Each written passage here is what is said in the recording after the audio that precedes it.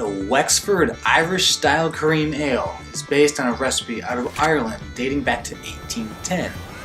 However, due to the ever-changing ownership of the brewery, the products used to brew this classic has changed. Is it still a worthwhile Irish beer, or has it been passed over for greener pastures? Find out now on Two Dudes Reviews.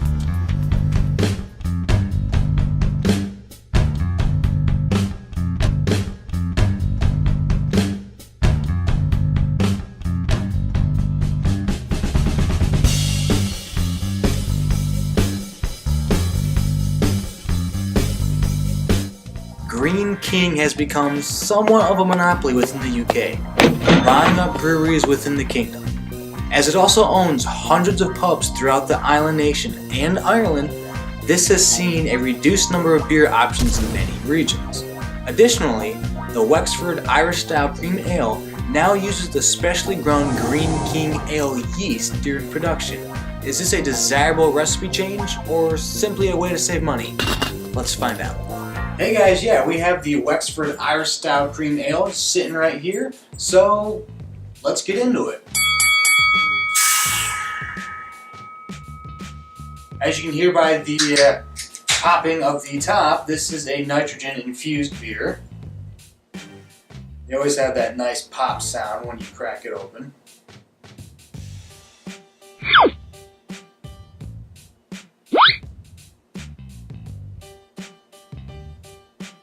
However, I am still going to have some left over in the can after this pour. So like most nitrogen beers, you can watch the nitrogen come up and the CO2 and everything. So while that happens, yeah, the Wexford beer has changed a little bit over the years. Greene King has been purchasing up breweries left and right throughout the UK. So if you have a lot of favorite UK beers, there might be a chance that they own them. Like Belhaven out of Scotland, that's an example of just another brewery that they own. And well, alright, this seems to have actually went pretty quickly. It's not as slow moving as Guinness, but Guinness uses probably a different combination percentage of nitrogen and other gases in it. Guinness has a very specific requirement for that, unlike most other beers. So, alright, let's check out the smell.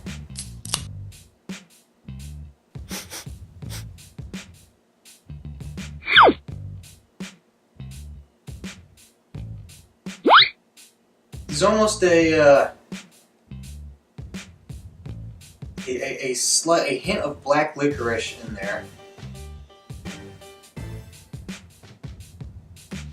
And you can smell the barley. The black licorice probably comes from the barley smell. It definitely smells stronger than a lot of the cream ales or the stouts that you might try with the nitrogen infusion in it.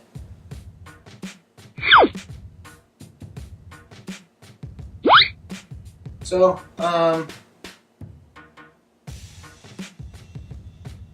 maybe some subtle floral hints at the end, not a whole lot, but honestly the smell is okay. It's nothing spectacular.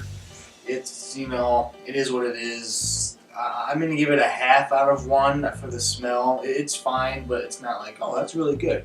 So, yeah. Alright, let's try it out.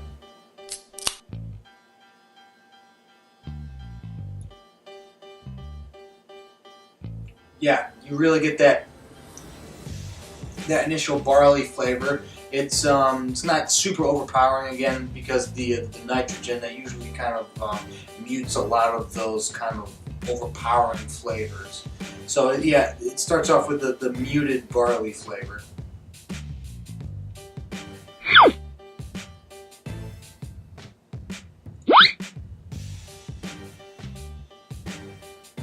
It's a little bit kind of earthy. It's got a little bit, I almost want to say just a subtle hint of orange zest. Not a lot. I feel like it's buried underneath the barley and a lot of the other flavors, but I feel like I'm getting some sort of a zestiness in it.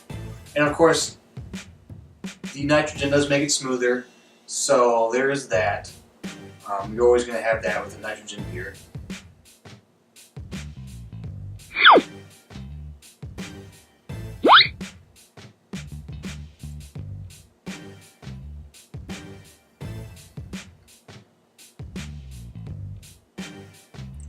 It is. I mean, it's clean. There's nothing's terribly heavy. It's there's nothing really lingers either. It's I mean, it is kind of like a red ale, but again muted because of the nitrogen, and it makes it creamier. It doesn't really take over your taste buds initially.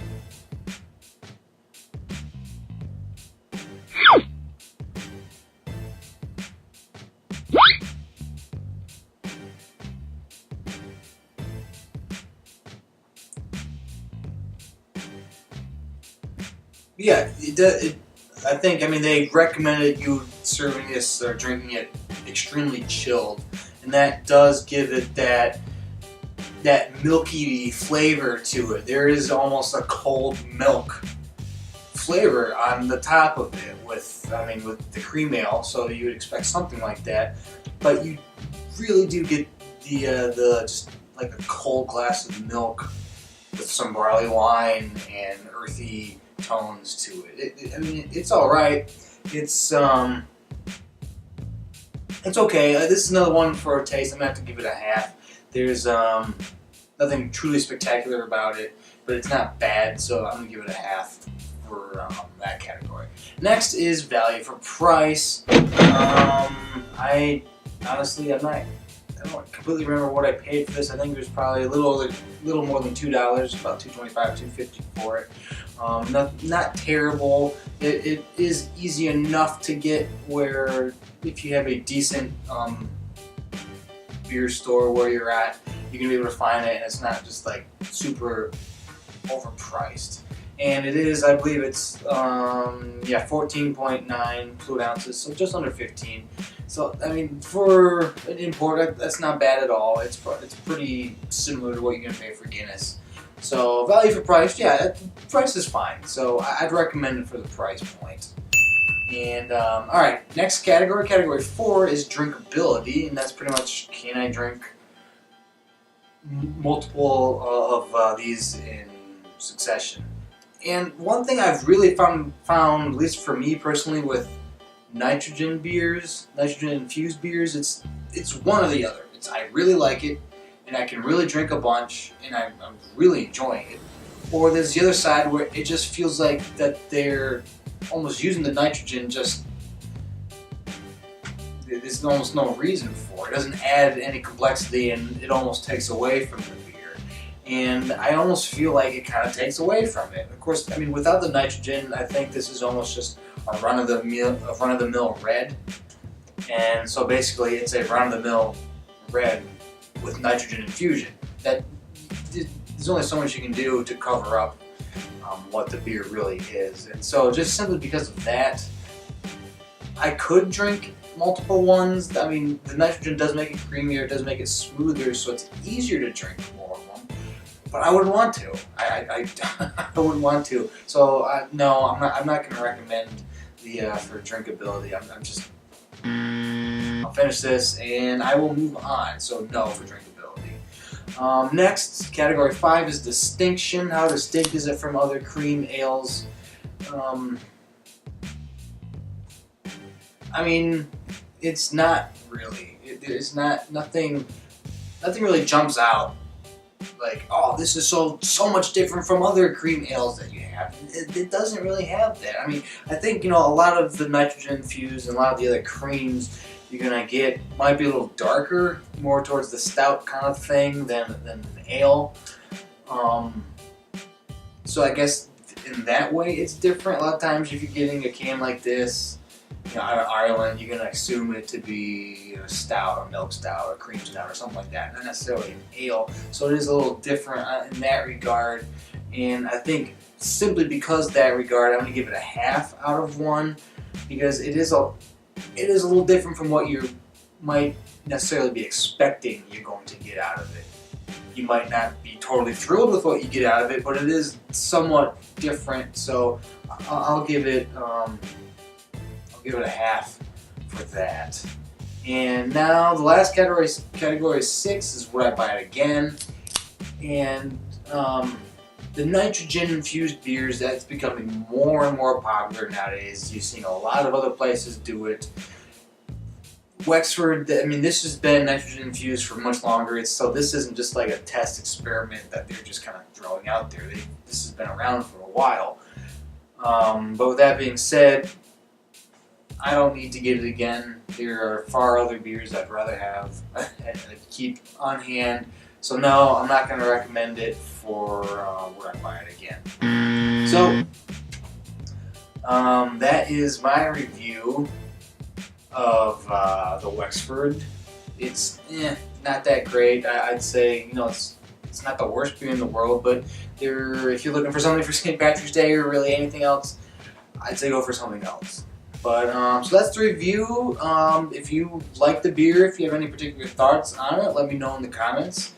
I always like hearing what other people think about the beers and start up a discussion about that. Please subscribe to the station. We have plenty of other beer reviews coming up, all sorts of goodness. Check out our podcast, Two Dudes in the Six Pack. You can find that wherever you get your podcasts.